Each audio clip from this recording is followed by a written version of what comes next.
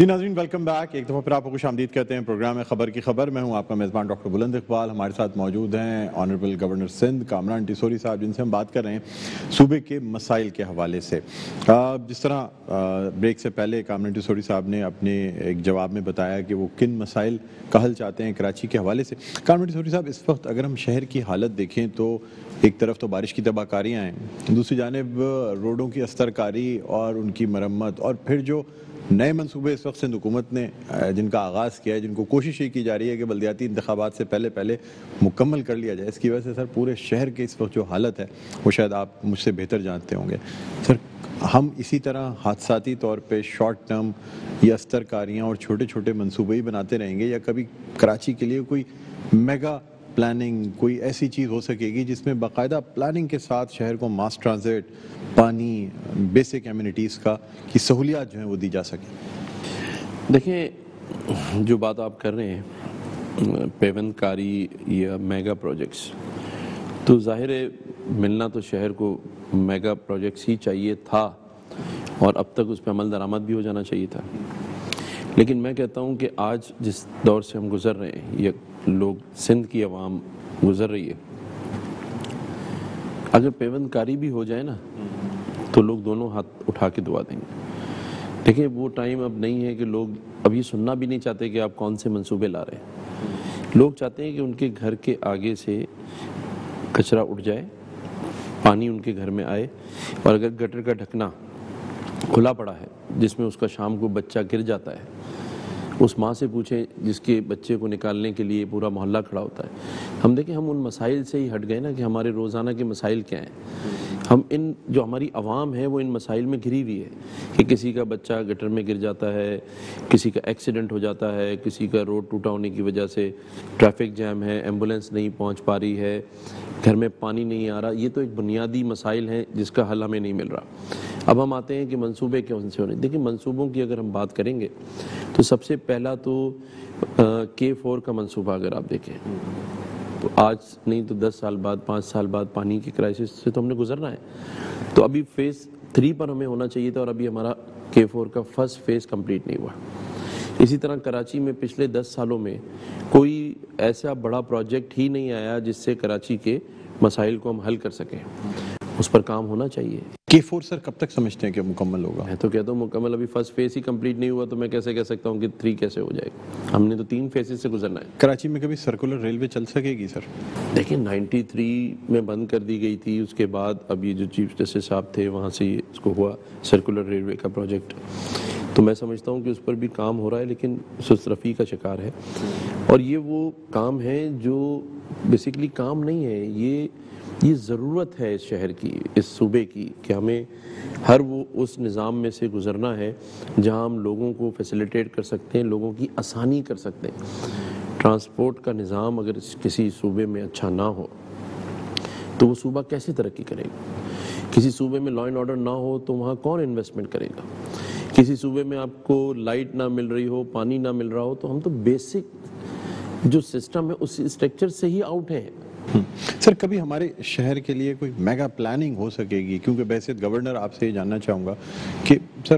آپ کی بھی خواہش ہوتی ہوگی، بڑے بڑے ممالک میں آپ جاتے ہیں، شہروں کو دیکھتے ہیں جو ترقی یافتہ ممالک ہیں۔ سر، کراچی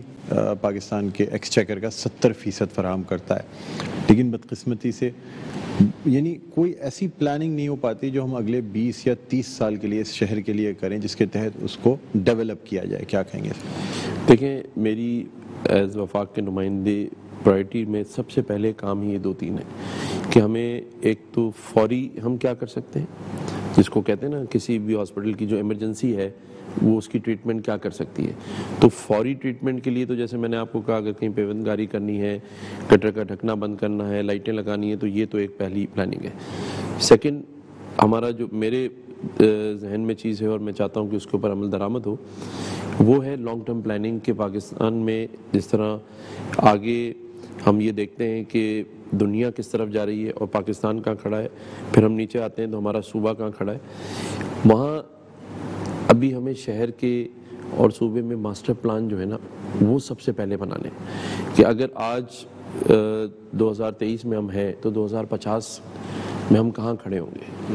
تو ہمارے اس صوبے میں ہمارے شہروں کے ماسٹر پلان نہیں ہے کمپلیٹ، وہ کمپلیٹ کرانا ہے، وہ بنوانے ہیں، اور اگر کہیں بنے ہوئے ہیں تو اس کو بیٹھ کے اسٹڈی کرنا ہے۔ اسی طرح واٹر اینڈ سیوریج کا نظام جو ہے، دیکھیں اگر کسی بھی صوبے میں یا اس کے شہروں کے اندر آپ کو پانی نکاسی کا نظام کا ہی نہیں پتا کہ کہاں ہے، تو پھر تو یہی حال ہوگا کہ علاقے کے علاقے ڈوب جائیں گے اور پھر ہم اس کا کوئی انتظام نہیں کر پائیں گے۔ تو یہ ساری وہ چیزیں ہیں جو ایک لانگ ٹرم پلاننگ کے تحت اس پر کام شروع ہو جانا چاہیے تھا، لیکن اگر کہیں نہیں ہوا ہے، رکا ہوا ہے، تو یہ میں کوشش کروں گا کہ اس کے اندر فوری طور پہ اس پر کام شروع ہو جائے، اور یہ مسائل جو ہمیں آگے آنے والے دنوں میں بھی نظر آئیں گے۔ دیکھیں اس بار ہمارا ایک اور ایشو ہے کہ جب ہمارے پاس کراچی شہر میں پانی بھر جاتا ہے تو سارا میڈیا دکھا رہا ہوتا ہے، لوگ بھی زخمی ہو رہے ہوتے ہیں، کرنٹ لگنے سے بچے مر جاتے ہیں، لوگوں کی گاڑیاں بند ہوتی ہیں، املاک خراب ہو جاتی ہیں، ڈوب جاتی ہیں، گاڑیاں ڈوب جاتی ہیں، لیکن اس کے بعد کیا ہوتا ہے؟ بارش ختم اور بات ختم۔ میں یہ چاہتا ہوں کہ اس بارش کے ختم ہونے کے بعد بات شروع ہو کہ آئندہ آنے والی بارشوں سے کیسے مقابلہ کیا جا سکتا ہے، اور آئندہ اگر اس قسم کی چیزیں ہوں تو اس کے لیے ہم کیا کر رہے ہیں۔ تو انشاءاللہ وہ جو ہم کیا کر رہے ہیں اس پر کام ہونے کی ضرورت ہے، اور انشاءاللہ تعالی اللہ نے چاہا تو اس کو کام ہوتا ہوا آپ کو نظر آئے گا۔ ٹھیک سر، پچھلے 4 سالوں میں کہتے ہی ہیں کہ کراچی میں تعمیراتی شعبے میں جتنی ترقی ہو سکتی تھی نہیں ہو پائی، آپ خود بھی اس کا ایک شکار رہے، اور آپ نے پچھلے دنوں نہ صرف بلڈرز اینڈ ڈیولپرز کی ایسوسیشن آباد سے بھی ملاقات کی، سندھ بلڈنگ کنٹرول اتھارٹی سے بھی آپ نے ملاقات کی۔ سر ہمارے یہاں بہت سے پروجیکٹس اسٹارٹ ہو جاتے ہیں، بکنگز ہو جاتی ہیں، اس کے بعد پتہ چلتا ہے کہ جی ایس بی سی اے کی طرف سے پاس نہیں ہے، کبھی اور دوسرے مسائل ہو جاتے ہیں، کبھی کیسز ہو جاتے ہیں۔ آپ اس کے لیے کیا اقدامات کریں گے کہ بلڈر جو ہے وہ شہر میں جو بھی پروجیکٹ، جو صحیح پروجیکٹ دے، تو اس میں پھر دوسرے جو ادارے ہیں وہ اس کے اندر مداخلت نہ کر سکیں یا رخنے نہ ڈال سکیں اس کی تعمیرات میں؟ دیکھیں میں سمجھتا ہوں کہ بلڈر اینڈ ڈیولپرز تو اپنی جگہ ہیں، لیکن میرے ذہن میں یہ چیز ہے کہ جو اینڈ یوزر ہے، جو عوام ہے، جو لوگ ہیں، کبھی ہم نے یہ نہیں سوچا کہ جو آدمی 1 لاکھ 50 ہزار روپے جمع کر کے 50 لاکھ کا یا 1 کروڑ کا گھر خریدتا ہے، کبھی کسی نے اس سے پوچھا ہے کہ جب وہ یہ خبر دیکھتا ہے کہ اس کی اس جگہ کو توڑا جانا ہے یا وہ انلیگل ہے، اس کے دل پر کیا گزرتی ہے؟ وہ فیلنگ میں سمجھتا ہوں کہ ہمارے اور آپ کے پاس سے نہیں گزری، لیکن میں ایسے بہت سارے لوگوں سے ملا ہوں، ان کی میں نے بات سنی ہے، ان کے تو دل بیٹھ جاتے ہیں نا کہ وہ کیا سوچ رہے ہیں کہ جس جگہ پہ انہوں نے پیسے لگائے تھے وہ انلیگل پروجیکٹ ہے۔ تو میں سمجھتا ہوں اس کے اوپر میں بات کروں گا سندھ گورنمنٹ سے کہ کوئی ایسی قانون سازی کرتی جائے جہاں کم از کم جو گھر لینے والا ہے، اگر وہ ایک دفعہ اس کے نام پر لیز ہو گیا ہے تو وہاں ایسی کوئی قانون سازی کی جائے کہ وہ کم از کم سیکیور ہو، اور اگر کہیں کوئی ایسی چیز ہو بھی تو پہلی پرائرٹی اس کو اکوموڈیٹ کرنا ہو۔ اس کے بعد دیکھیں بلڈرز ہیں، ڈیولپرز ہیں، یہ تو کماتے ہیں، پروجیکٹ ایک نہیں خراب ہوتا دوسرے سے کما لیتے ہیں، لیکن ایک جس کا گھر اجڑ جائے یا ٹوٹ جائے وہ دوسرا گھر نہیں بنا سکتا۔ تو یہ پلاننگ میں ہے، آباد کے ساتھ بات چیت ہوئی ہے، ایس بی سی اے کے ساتھ بھی بات ہے، اور میں سندھ گورنمنٹ سے بھی اس میں ایک برج کا کردار ادا کروں گا کہ کوئی ایسی قانون سازی اس سیکٹر کے لیے کی جائے کہ یہ سیکٹر بھی اوپر آئے، اور اس سے منسلک لوگوں کا، کیونکہ 60 جو انڈسٹریز ہیں وہ اس کنسٹرکشن کے شعبے کے ساتھ منسلک ہیں، لیکن ساتھ ساتھ جو اس شہر کراچی کی اور اس صوبے کے لوگ ہیں، میں سمجھتا ہوں ان کے ساتھ مذاق نہیں ہونا چاہیے، ان کے ساتھ ان کی املاک کو اس طرح سے نہیں توڑا جانا چاہیے جہاں ان کے خون پسینے کی کمائی لگی ہوتی ہے۔ اچھا سر، کیونکہ آپ متحدہ قومی موومنٹ پاکستان کے نامزد کردہ گورنر ہیں، لیکن بحیثیت گورنر جب تعیناتی ہو جاتی ہے تو ایک انڈیپینڈنٹ حیثیت بھی ہوتی ہے، مختلف معاملات میں کیا آپ رہنمائی لیتے ہیں کنوینر ڈاکٹر خالد مقبول صدیقی سے یا پارٹی سے، یا پھر آپ سمجھتے ہیں کہ اب گورنر تعیناتی کے بعد جو ہے آپ کا ایک الگ انڈیپینڈنٹ رول ہونا چاہیے؟ دیکھیں میں سمجھتا ہوں کہ جب آپ وفاق کے نمائندے کی حیثیت سے اوت اٹھا لیتے ہیں تو آپ کی تمام جو ذمہ داریاں ہیں وہ اس اوت کے نیچے آئین اور قانون کے لیے ہوتی ہیں،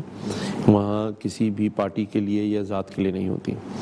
لیکن ظاہر ہے ایک پارٹی نے مجھے نامینیٹ کیا ہے اور اس پارٹی کے سربراہ ڈاکٹر خالد مقبول صدیقی صاحب بھائی ہیں، تو وقفاً جیسے ان سے بات چیت ہوتی ہے جس طرح اور سیاسی جماعتوں سے بھی ہوتی ہے، لیکن کیونکہ وہ میری پارٹی کے ہیڈ ہیں تو میں ان سے بات چیت کرتا ہوں، ان سے مشورہ بھی لیتا ہوں، ان سے رہنمائی بھی لیتا ہوں، لیکن جو وفاق کی حیثیت سے ذمہ داریاں ہیں، خالد بھائی نے خود مجھے یہ انسٹرکشنز دی ہیں کہ میری فرسٹ پرائرٹی ان چیزوں کی ہے، پارٹی نہیں ہے۔ اچھا سر، جو آپ کو پارٹی میں لے کے آئے یا جو یہ بھی کہا جاتا ہے کہ ایک سینیٹر کے الیکشن کی وجہ سے ڈاکٹر فاروق ستار صاحب کے اختلافات ہوئے، بلکہ پہلا جو ایک رابطہ کمیٹی کی میٹنگ میں جس میں آپ نے شاید وسیم اختر صاحب پہ تنقید کی تھی اور جو کہ ایک اس پورے تنازع کا باعث بنا، ڈاکٹر فاروق ستار صاحب پارٹی میں نہیں، آپ واپس آ گئے، یعنی آپ کی بحالی ہو گئی، لیکن وہ شخص جو آپ کے لیے فائٹ کرتا رہا اور وہ پارٹی چھوڑ کے چلا گیا وہ واپس نہیں، ان کو واپس لانے کے لیے کوئی کوششیں کی جا رہی ہیں؟ دیکھیں،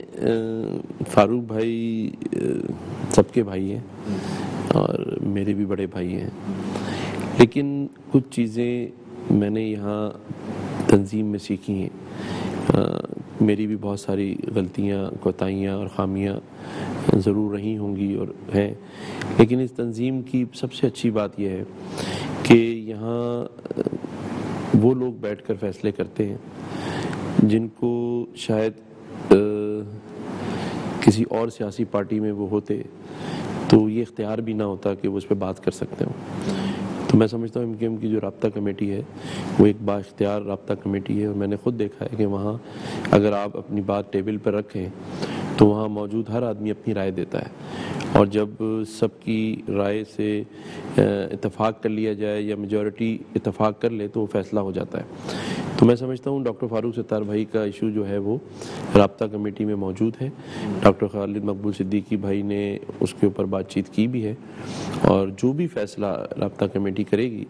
میں سمجھتا ہوں کہ وہ فاروق بھائی کو بھی قبول ہوگا اور خالد بھائی کو بھی قبول ہوگا۔ سر یعنی یہ جو پارٹی کو متحد کرنا ہے، یہ ڈاکٹر فاروق ستاری اور دوسرے لوگ ہیں، سر کیا ہمارے ملک کے مقتدر حلقے نہیں چاہتے کہ یہ لوگ ایک ہوں؟ بعض دفعہ کیونکہ جو الیکشنز تھے جس میں فاروق ستار خود کھڑے ہوئے، اس الیکشن سے پہلے تمام تیاریاں کر لی گئی تھی کہ ڈاکٹر صاحب واپس آ جائیں گے اور بہادرآباد پہ جشن بھی منایا جائے گا، تمام چیزیں ہوئی، لیکن پھر کچھ ایک ایسی میٹنگ ہوئی جس میں انکار کر دیا گیا کہ جی ابھی فی الحال بہتر نہیں ہے کہ آپ واپس آئیں۔ کیا یہ بات درست ہے سر؟ نہیں، ایسا کچھ بھی نہیں ہے۔ دیکھیں، آپ نے جن حلقوں کی بات کی ہے، میں سمجھتا ہوں کہ جو قربانیاں اس ملک میں ہمارے ملک کی افواج پاکستان کی ہیں یا جن حلقوں کی ہیں، اس کا تو ہم جتنا ان کو خراج تحسین پیش کریں، سلام پیش کریں کم ہے، اور وہ حالیہ آپ سیلاب دیکھ لیں جو سندھ میں جس طرح خاص طور پہ سندھ کے علاقوں میں جس طرح انہوں نے کردار ادا کیا ہے، میں نہیں سمجھتا کہ ایسی کوئی مداخلت یا ان کی طرف سے آپ جو اشارہ مجھے دے رہے ہیں، انہوں نے کبھی یہ بات نہ خالد بھائی سے کی ہے نہ فاروق بھائی سے کی ہے۔ فاروق بھائی نے 2-3 چینلز پہ اس طرح کی بات کی ہے، لیکن میں ان سے پوچھوں گا بھی کہ کیا ایسی کوئی بات ان سے کسی نے کی ہے۔ میری خالد مقبول صدیقی بھائی سے بات ہوئی تھی اور انہوں نے بڑا مجھے اسٹریٹ اس بات پہ بتایا تھا کہ اس پر ہم نے کام کیا ہے، لیکن کچھ خواہشات فاروق ستار بھائی کی ایسی ہیں جس میں رابطہ کمیٹی کے اندر اس کے اوپر کچھ اختلافات ہیں جو فاروق بھائی چاہتے ہیں، اور یہ بات سچ ہے، کیونکہ جب میں نے فاروق بھائی سے بات کی تھی اس وقت جب میں گورنر نہیں بنا تھا تو واقعی وہ باتیں صحیح ہیں جو خالد بھائی کہہ رہے ہیں، وہ فاروق بھائی کی ریزرویشنز ہیں۔ اب میں سمجھتا ہوں کہ وہ خالد بھائی، فاروق بھائی اور رابطہ کمیٹی بیٹھ کے اس کو بہتر طریقے سے حل کر سکتی ہے۔ سر کیا آپ کو آپ کی